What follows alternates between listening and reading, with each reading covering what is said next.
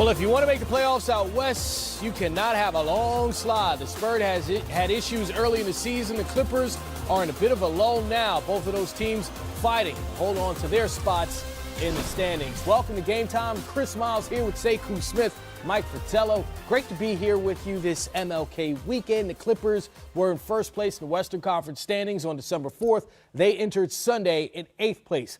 It's hard to maintain out west. Clippers look to try to stop their 5-game losing streak in San Antonio against the Spurs team with the second-best home record out west. DeMar Derozan back after missing Friday night's game at Minnesota, just 4 of 16 from the field, 8 points. On the other end, Tobias Harris leading the way. Tobias Harris was simply sensational.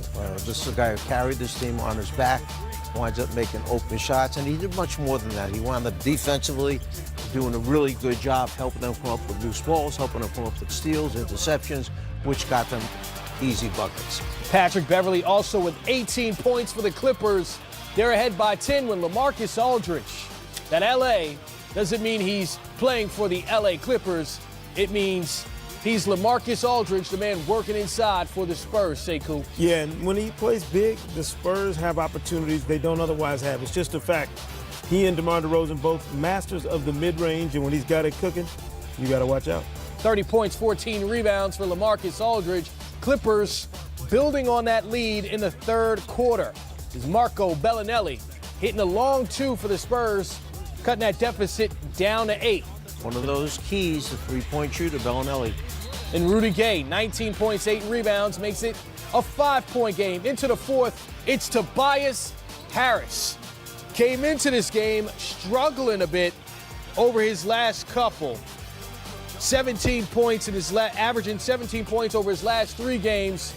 Scored 27 in this one, and a career-high 9 assists. Closing this one out for the Los Angeles Clippers, who snapped their season-long 5-game losing streak, the 103-95 victory. When you put up stats like that for Tobias Harris, he's the one doing the interview after the game.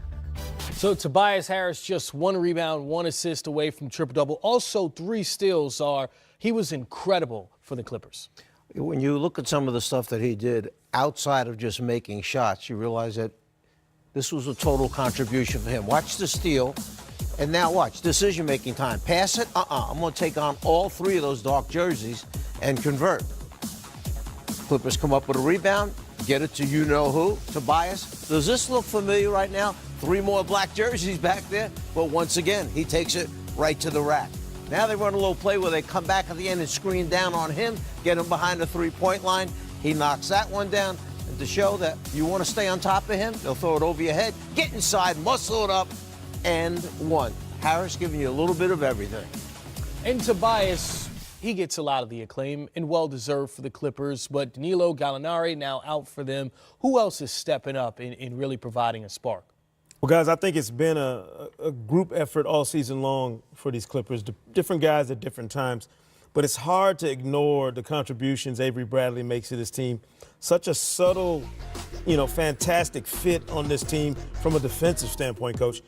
Undersized, you would say, against a guy like DeMar Derozan, but he's such a pest. And at his size, with his athleticism and timing, he gives them a guy who can get underneath a bigger 2-guard like DeMar Derozan.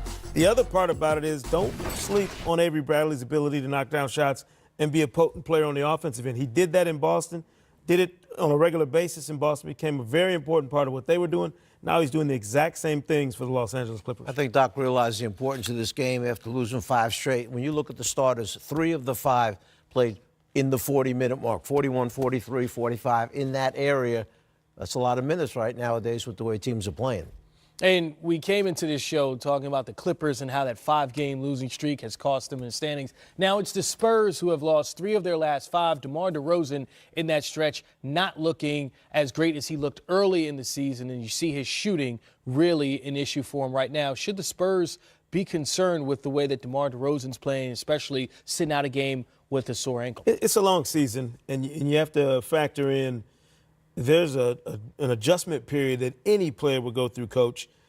Being inserted into a different system after all these years, having to learn all of the nuance of that system.